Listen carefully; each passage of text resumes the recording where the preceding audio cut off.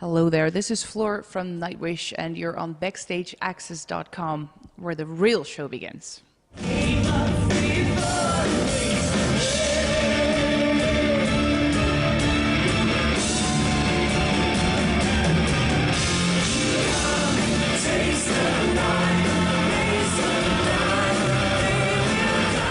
Gus Gressinger here at BackstageAxxess.com here in Buffalo, New York at the Town Ballroom with Nightwish is going to be performing a sold-out show, and we're here with the vocalist for Nightwish, Floor Jansen. Floor, how you doing? Doing well, thank you, hello.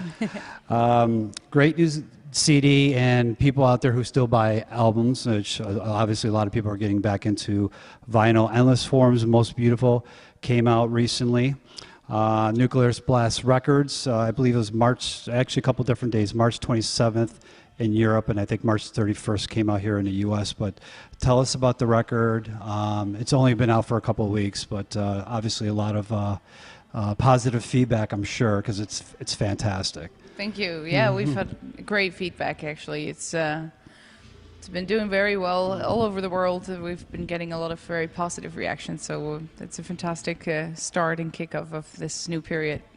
With the songwriting on it, obviously Thomas is the main songwriter of the band, and did he change his style at all, writing style, to fit what you do, or did you come in and kind of, did they work around, you know, how did that go with the writing, or did he just, you know, writes what he writes and you kind of worked around that? How did it work? I think it's probably a bit of both. Having my voice in his head while he wrote, he didn't change the concept of that, but there were different things possible that he did take into consideration while writing, which provided me with a lot of freedom to do a lot of different things with my voice, which is sort of my trademark, maybe. Right. And just because you can doesn't mean that you have to use it. That's it's the same as playing, you know, being a fantastic solo guitarist. It doesn't mean that you have to fill the songs with guitar solos. So from that end, songs were written like just because you can. Well, if it fits into the songs, and for a lot of occasions, a lot of different styles actually worked, and he gave me the freedom to really work things out by myself at first. We took quite some time to rehearse the songs, so I could Get a feel. kind of make the puzzle Right. of, okay, what can I do dynamically, and what kind of vocal style would fit, more rocky vibe, or do we go for a poppier sound, or full-on opera? So that is where we found each other. You sing the hell out of this record, I might add, and you really truly make your mark on it. No more evident than Our Decades in the Sun, which is it the fourth track on here, or fifth track? Yeah. Fifth track. It's almost like ballady, but I mean, you really take different, you know, you sing really hard in the middle, but your voice is very octave, you know, different ranges throughout. How do you feel about that track, and how did that come about? Well, it's actually one of the most emotional ones, Yeah. and the lyrics are an ode to our parents, to thank them for being so awesome for us. And I actually just moved to Finland Okay. at the time that we were working on the song, and it's a lot about also saying goodbye to them. And yeah, that was pretty emotional for me. Also, I sang the song the day after they left, when they came to visit me first time. So those were emotional. Yes. Emotionally, it really added up. But it was good because I could really feel the song and identify myself with the lyrics. And indeed, it's both in dynamics as in octaves, quite a challenge to get it right. And if there was one big challenge for me, it was that I find it difficult, never before used the softer, also lower side of my voice as much as on this one. Right. And to be as expressive in such a small sound, that was a big challenge for me. Right. So, yeah. And it came out terrific, and I can't say enough. Everybody out there has to get this record.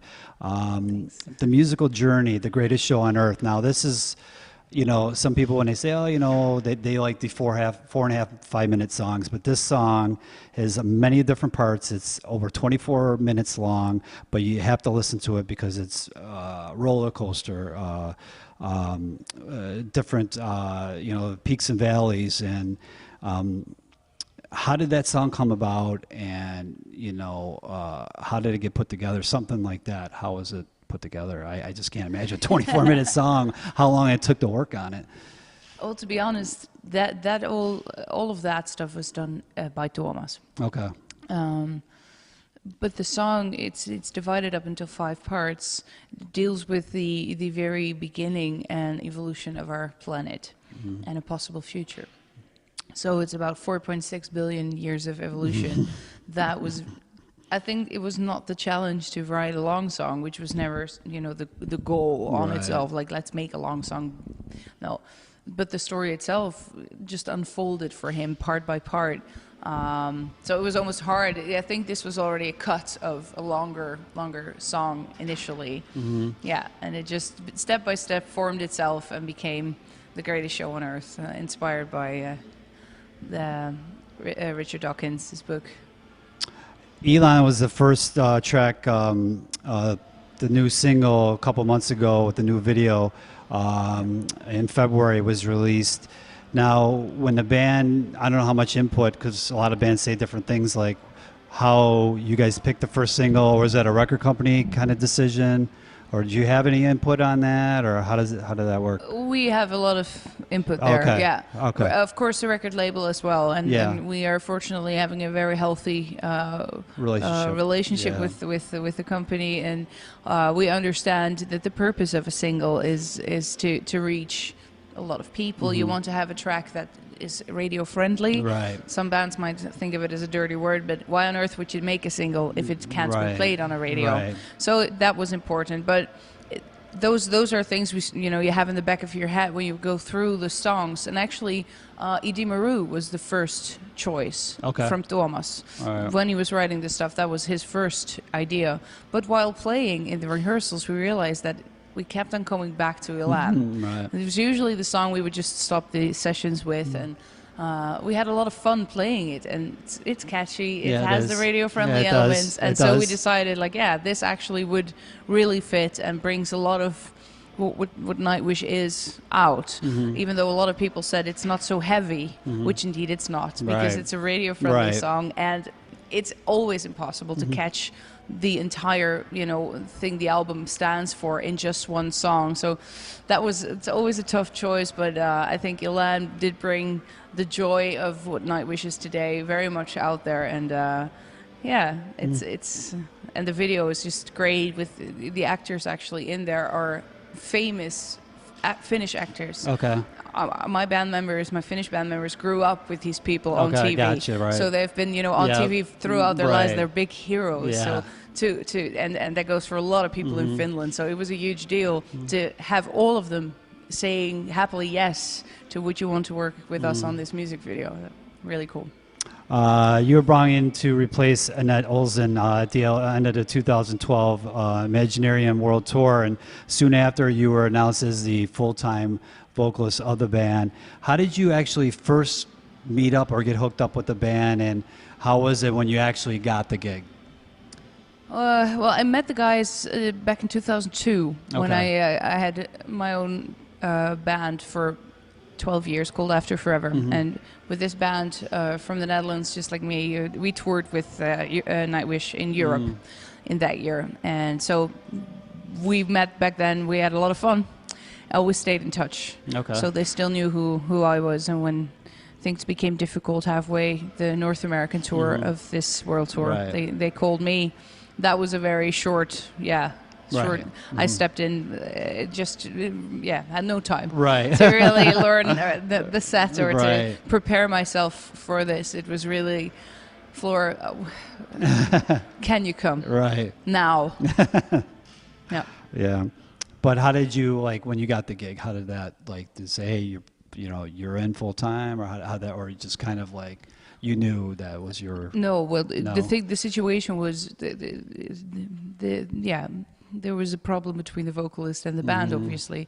So to solve the problem for at least a continuation of that tour, someone needed to come, and it would be great if there was someone they knew. And that was me. And there was no future plan. There was only... So we were in survival mode, all of us on our own way from that moment off. So, but I was... on board of that tour for about 3 weeks. And within those 3 weeks, we did decide that I would continue for the rest of the world tour, Okay. which was still another almost a year to go. I think that's what it was, or that we first said, okay, we now have Latin America coming up and Australia. Let's see after that. But quite soon it was like, okay, let's stay on board until the end of the world tour. And at some point during that world tour, they decided to keep me and also Gotcha. Troy Donickley as Okay. a full-time member. Yeah. Cool. April 25th, and a couple, actually, not 10 days, or you guys will be filming a DVD in Vancouver. Why Vancouver, and what can the fans expect from the DVD? Well, Vancouver, what I heard from it is a very nice venue. We had other venues also here in the States where we'd like to do, but because of the union rules here, it's impossible, which is a big pity. Yeah. It's supposed to be, there for everybody, but it sort of works, Right. backfires sometimes. That's what I understood of it anyway. So Vancouver was one of those venues that we had on our wish list and turned out to be possible. So that is a good reason. What can you expect? Well, we're bringing something typically Nightwish to every show. And what that is in 2015 is something cool to capture. And we'll be doing this more often throughout this world tour to capture the moment, to tell the story of this world tour. You're, in case everybody probably does know out there, but you're a professionally trained musician. You sing everything from classical to operatic to rock. I want to know, what's your favorite style to sing? If you had a choice, what would you love to sing? I think it would be rock, Oh, okay. actually, yeah. But the variety itself makes it so interesting for me. Okay. To really challenge myself there, yeah. And if you go to your website, obviously you're busy right now, obviously it's touring, but people can actually take vocal lessons. Yeah. Are you still interested in doing something like that? Well, actually, yes, and well, not private lessons because I just don't have time. Right. But I have been giving master classes last year, the year before. That Then was that's really what I nice. meant, right. Okay, yeah. Yeah. So that I actually am trying to get together also here in the States. Okay. It seems to be happening. Yeah. And I think that's amazing, somebody of your talent to give back and Thank you. know. Yeah, I love it. I've always really enjoyed it. And for a while, I actually gave lessons via Skype. Okay. Which really worked because there were so many people like, yeah, I live in Brazil, but you're never there for lessons. And obviously, Right. time is Right. always against you there. So that opened doors, but I've been so busy that didn't work out. But master classes is something that has worked out so nicely that I'm trying to expand that into more territories on the world. Very cool. Your other project to Revamp, I know it's kind of on the side right now. Nightwish is a primary focus, but tell the fans out there, will it see the light of day again, or what's going on with the project? Well, it was never, I must, if you don't mind me saying, that was never a project. It was Okay. really started as a band. Well, a band, that's Yeah, we had a tough start. I mean, we just made our first album, we started touring, and then I got sick. A lot of things had to be cancelled and postponed.